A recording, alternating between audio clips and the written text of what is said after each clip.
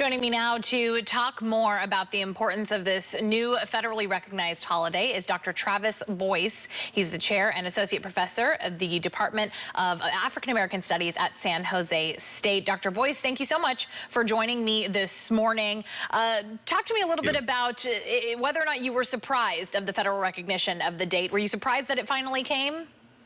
No, I was not surprised. I believe certainly last summer, in the wake of racial reckoning in this country, the murder of George Floyd, the reemergence of the Black Lives Matter movement, and more of a wider mainstream acceptance of understanding issues of Black Americans, from corporations to American institutions of higher education, among others, has been in full effect, and it has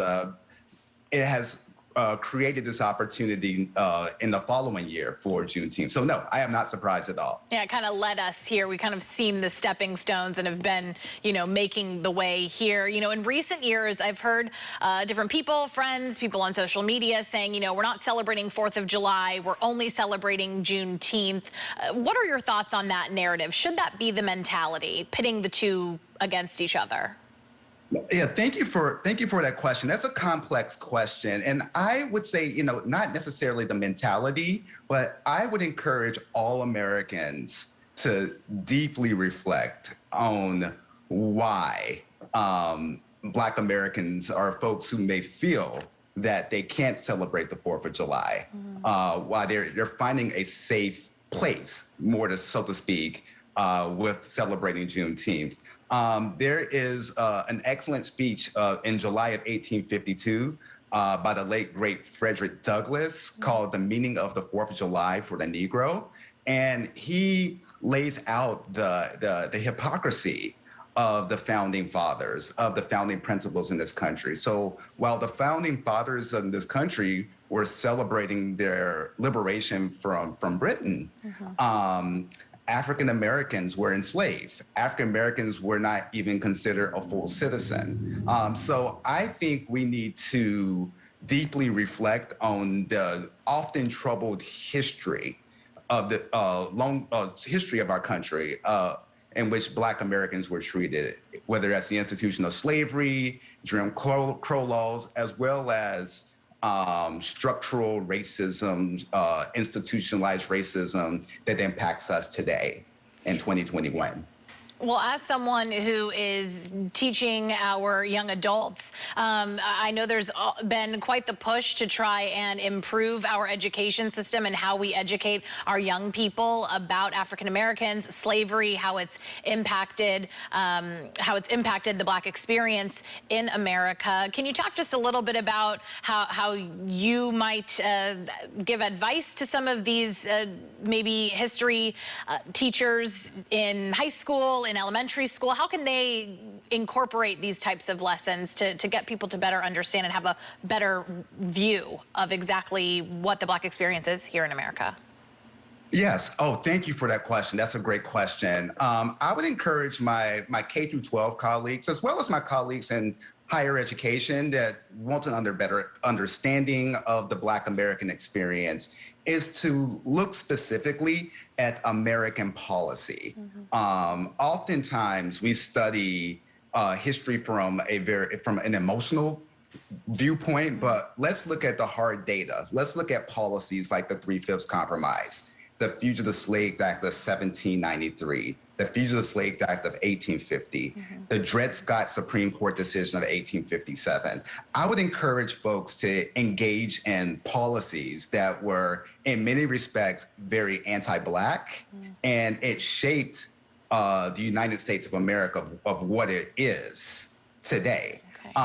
Also, one of the most often overlooked period in American history is the Reconstruction period in the United States. And that was a period where Juneteenth started in 1865 to 1877, this 12-year period in American history where this new generation of African Americans were now emancipated, and by law, by the 13th, 14th, and 15th Amendments, they were recognized as full citizens, and went on to United States Senate, the House of Representatives, local and state offices. You have the emergence of historically Black colleges and universities. So it was a very interesting time, a big period of growth for African Americans. However, there was also this backlash. This is in 1865, the Ku Klux Klan was organized, more specifically to overturn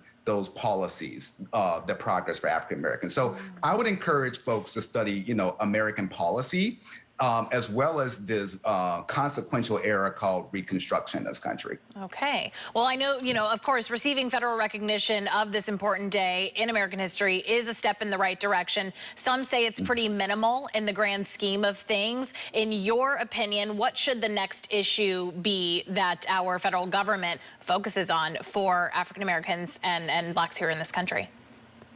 Absolutely, certainly. I think it's. I applaud the United States Senate, the House of Representatives for passing this act, President Joe Biden for signing it into law. However, it's certainly a symbolic gain, and it should be celebrated and it should be recognized.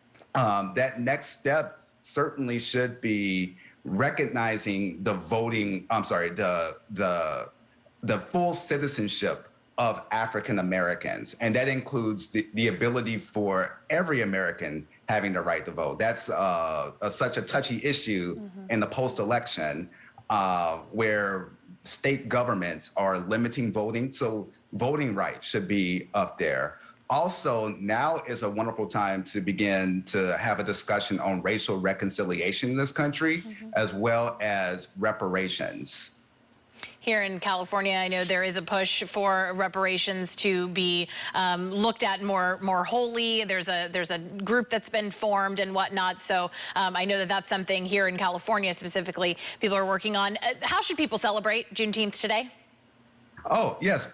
If you feel safe, I know we're in the middle of a global pandemic, but if you feel safe, please go out and support local events.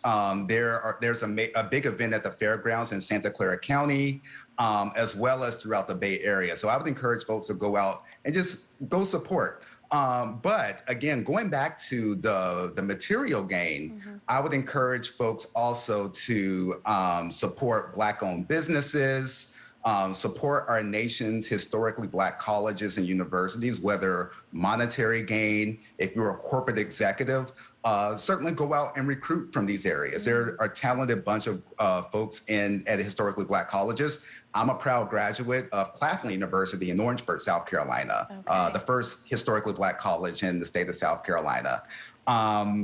Also, we need to think about, generally speaking, in terms of supporting Juneteenth goes beyond just this day off, this holiday. Right.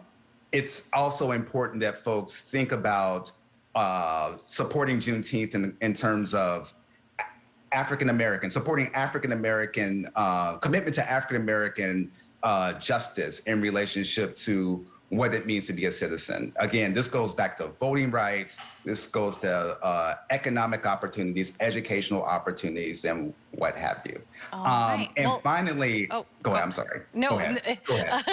Well, we are just running a little bit out of time, so I really appreciate your voice this morning and to let people know about certain things that maybe they had never heard about before. The Reconstruction period, I think that's really interesting and good points for our educators to start looking at to continue this education process. Thank you so much for joining me. Absolutely. Thank you so much. Have a good day. You too. He did mention that there are definitely a lot of events going on across the Bay Area. If you want a little bit more information, scan the QR code that you see on your screen right there. It'll take you straight to our Juneteenth coverage page of our website.